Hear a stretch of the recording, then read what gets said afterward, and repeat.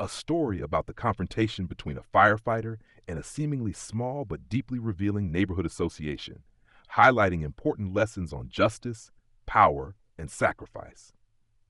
Imagine you've just finished a grueling shift, saving lives, only to return home hoping for some rest. But instead, you find a fine slapped on your door for parking in front of your house while you were out saving people. This is the story of Daniel Foster, a dedicated firefighter, and his battle with the HOA president, Karen Mitchell, over a rule that put regulations above the safety of human lives. This tale isn't just about a fight over a parking ticket. It's a reflection of the deeper issues surrounding authority, fairness, and the importance of standing up for what's right.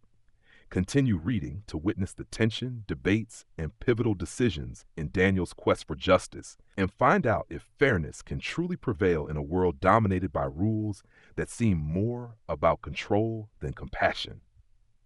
We'd love to hear your thoughts on this story. Do you agree with Daniel's stand against unreasonable regulations, or do you think there could have been a more balanced solution? Share your opinion in the comments below. And don't forget to watch until the end of the story to uncover the unexpected conclusion and the major changes in this community. After a brutal 24-hour shift, Daniel Foster, a seasoned firefighter, finally pulls into his driveway, hoping to rest and recover. But as he steps out of his truck, his phone rings. In an instant, he shifts from exhaustion to adrenaline, an emergency call. Racing toward a burning building, he faces the flames with unwavering courage, rescuing children and their grandmother from a deadly inferno. It's another day on the job, another life saved. But as he returns home, ready to finally catch his breath, something unexpected catches his eye. A crisp $300 fine taped to his front door. The reason? Karen Mitchell, the HOA president, had decided that his truck, parked in front of his own home while he responded to an emergency, violated the neighborhood's strict rules. This seemingly small violation would soon ignite a battle that would pit one man's sense of duty against the suffocating grip of a bureaucracy that valued power over reason. What began as a simple fine soon became a fight for justice, a fight that no one expected, but one that would change the neighborhood forever. Daniel Foster had always prided himself on his dedication to his job as a firefighter. He knew that every call was a matter of life or death, and that every second counted. So when he and his team were dispatched to a fire in an apartment complex, Daniel didn't hesitate. The fire was intense, smoke billowed from the windows, and the heat was almost unbearable. People were trapped on the upper floors, including two young children and their grandmother. As Daniel charged through the burning building, the sound of cracking beams echoed in his ears. He could barely see through the thick smoke, but he heard the desperate cries of the children.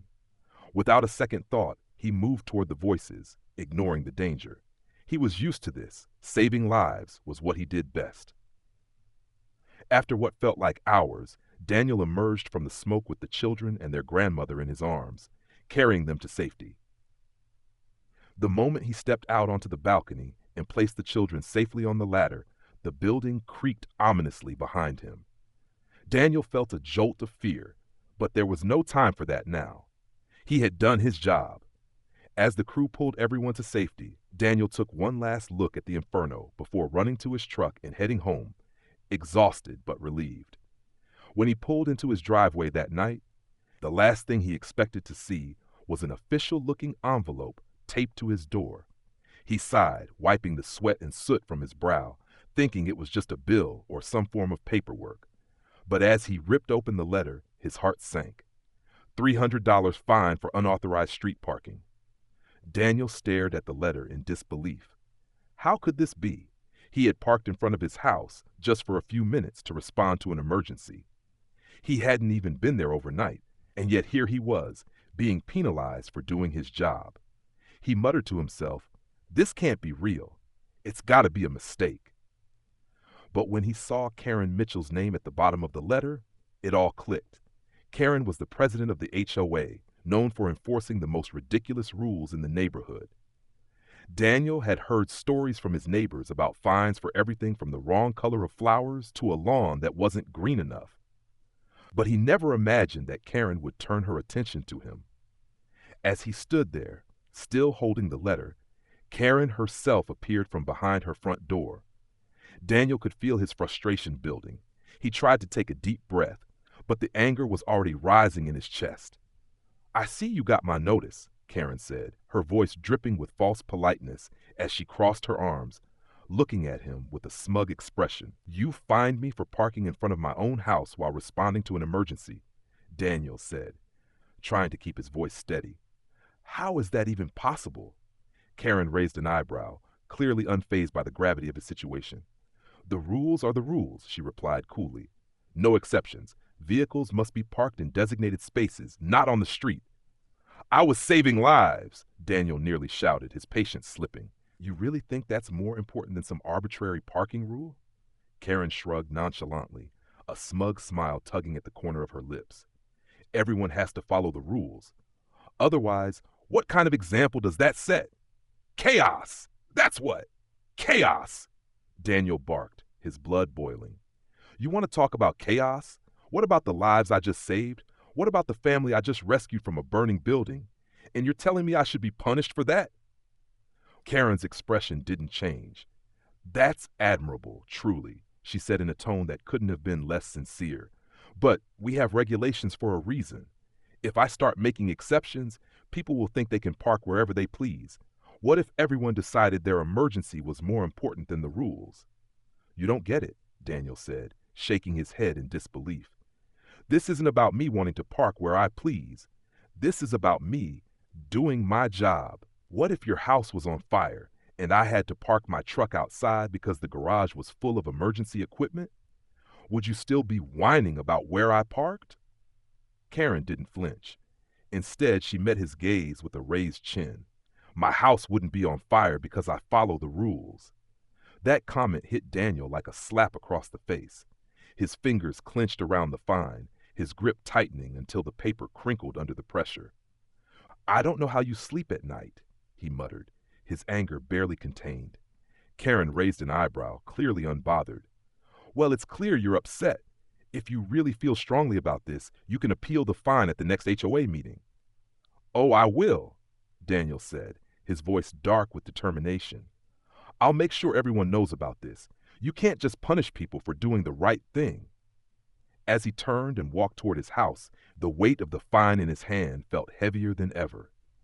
This wasn't just about a parking ticket. It was about something much bigger. It was about standing up for what was right, no matter the cost. The next day, Daniel woke up early, still seething from his confrontation with Karen Mitchell. The morning sun barely peeked over the horizon as he tried to focus on the work ahead. But his thoughts kept drifting back to that absurd fine, $300 for doing his job. As he sat at the kitchen table, a sharp ring of the fire station's bell broke the silence. It was an emergency call.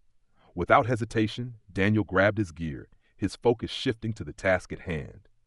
Another fire, another family in need.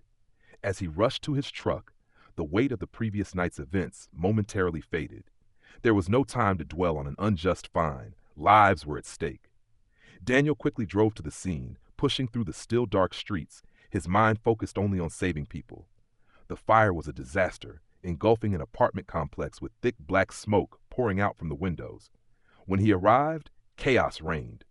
A terrified family was trapped on the third floor, unable to escape the inferno. Daniel didn't even hesitate. He grabbed his axe and his mask, rushing into the building, his lungs burning from the heat and smoke. His body had been pushed to the limit the previous day, but he was determined to save whoever he could. The flames were hot, intense, suffocating even, but Daniel was no stranger to danger. With every step, his training kicked in. The sound of cracking beams echoed through the building, but Daniel pressed forward, guided only by the faint sound of children's cries. Finally, through the smoke, he saw them, a grandmother and her grandchildren, huddling in the corner of a room, their faces streaked with soot. They were alive, but scared out of their minds. Daniel quickly moved in, wrapping the children in his arms and shielding them as best as he could. The fire was relentless, but Daniel wasn't going to let it take them. With the children and their grandmother in tow, he carefully maneuvered through the smoke and debris, his heart pounding in his chest. He heard the crackling of the building around him, the roar of the fire threatening to swallow them whole. But he didn't stop. He couldn't stop. Finally, they reached the balcony. Daniel helped the children onto the ladder, ensuring they were safely lowered to the ground before pulling the grandmother down. As the flames surged behind him, he felt the intense heat on his back and knew that every second counted. Just as he made it to safety, a loud crack echoed from above. Part of the building collapsed, sending debris crashing down. For a brief moment, Daniel feared for his life, but his captain grabbed him, pulling him to safety just in time. They had made it out. Another family saved, another job well done. But as Daniel took a moment to catch his breath, his eyes landed on his fire truck, still parked in front of his house, just a few minutes away. After the fire was under control, Daniel made his way back home, his body heavy with exhaustion, but his heart light with the satisfaction of knowing he had saved lives. His truck, once again parked in front of his house, was the last thing on his mind. He barely had the energy to pull into his driveway. His hands were blistered, his uniform singed, and his mind was still racing from the chaos of the fire. He just needed to get inside, shower, and rest. But as he stepped out of the truck, something caught his eye, the same crisp envelope still taped to his front door. His stomach churned as he walked closer, feeling the anger rise again. It was as if Karen had been waiting for him to come home. He ripped open the letter, dreading what it would say. The bold text hit him like a punch in the gut. $300 fine, unauthorized parking. Unbelievable, he muttered under his breath. He had been out saving lives, and this was what he returned to. As he stood there, shaking his head in disbelief, he heard the sound of someone approaching. It was Karen. Of course it was. "Got my notice, I see," she said, her tone as condescending as ever, arms crossed over her chest, a smug look plastered across her face. "Karen," Daniel started, trying to keep his cool, "I just got back from saving a family from a fire. You fined me for parking my truck in front of my house, responding to an emergency." Karen didn't even flinch. "The rules are the rules, Daniel. There are no exceptions. I don't care what you were doing. You violated them." "I wasn't violating anything. I was saving lives." His voice was rising now, the frustration finally bubbling over. Karen gave him a thin smile. "And I truly appreciate your service, but rules are in place for a reason. If we let one person break them, everyone will think they can do the same." "You're missing the point entirely." Daniel shook his head, feeling the anger flood his veins. "You'd rather enforce petty rules than acknowledge the reality of what I do? What happens when one of you needs saving and I'm stuck worrying about parking my truck?" "You're welcome to appeal the fine," she said with a dismissive wave. "The next HOA meeting is where you can make your case." "I'll be there," Daniel replied sharply. "And believe me, I'll make sure everyone knows what's really important around here." As Karen turned and walked back to her house, her expression unchanging, Daniel stood there in the driveway, his blood still boiling. He had just come from a life-threatening situation, and yet he was being treated like a criminal for parking on the street. The tension had been building for days. Daniel wasn't about to let this go. The fine was the last straw in a long line of ridiculous HOA rules, and now it was time to fight back. He wasn't alone. His neighbors were talking, spreading the word, and Karen Mitchell's iron grip on the neighborhood was starting to slip. When the HOA meeting finally arrived, Daniel walked in with a sense of quiet determination. He wasn't there just for the fine. He was there to stand up for something bigger: common sense and fairness. As he took a seat at the back of the room, he could feel the eyes of his neighbors on him. Word had spread quickly about the fine, and many of them were already on his side. The meeting started, and Karen began to go over the usual agenda, reviewing minor infractions like the incorrect placement of trash bins or minor landscaping issues. But when Daniel's name came up, the atmosphere shifted. People were paying attention now. "Mr. Foster," Karen said, her voice dripping with condescension, "it seems you've ignored the HOA's parking regulations.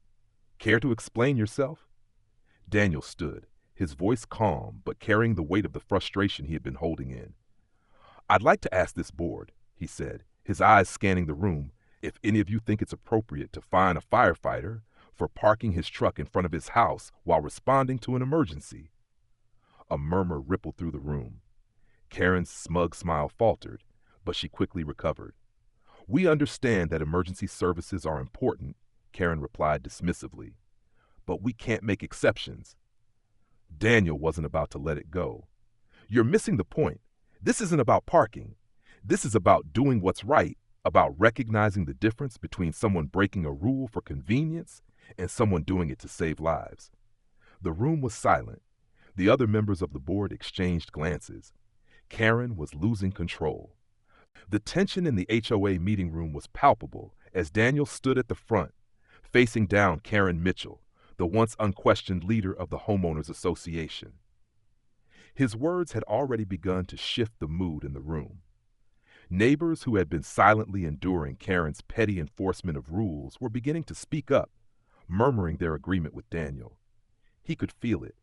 Karen's grip on the neighborhood was weakening, and it was only a matter of time before it slipped completely. "We've heard Mr. Foster's concerns," Karen said, her voice icy and condescending, trying to regain control. "But the rules apply to everyone. No one is above them, not even firefighters." Daniel took a deep breath, his eyes narrowing on her. He had heard this line before, but this time he wasn't going to let it slide. "I get it, Karen," he said, his voice steady but full of resolve. "You're the self-appointed keeper of the rules. But these rules, they're made for a reason, to keep things in order. But you've forgotten the real reason we have rules, to help people, not punish them for doing what's right." "And I understand that," Karen shot back, "but I can't make exceptions. That's not how an HOA works. We can't bend the rules because someone feels they deserve it."